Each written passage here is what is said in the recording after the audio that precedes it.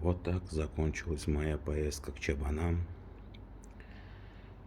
Двойной перелом малоберцовой кости со смещением. Врачи изначально советовали операцию, я отказался. Очень сильный вывих также был у меня, буквально вот нога стояла ровно, а стопа у меня просто легла, наверное, на градусов 180.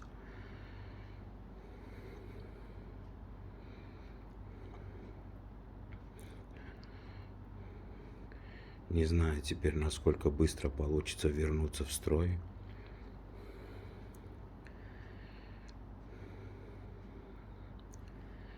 Неделю назад снял рентген, уже прилетев сюда, в свой город, отправил в Ашхабад врачу, кто изначально выравнивал мою ногу. Немного, честно говоря, обрадовал меня, сказал, что все хорошо.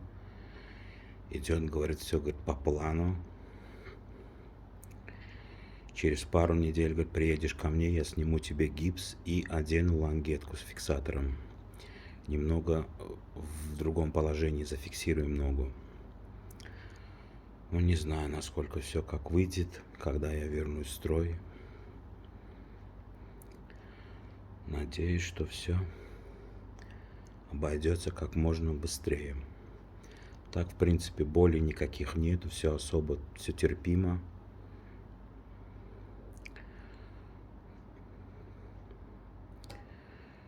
Посмотрим, что будет дальше. Так что будьте аккуратнее, смотрите под ноги.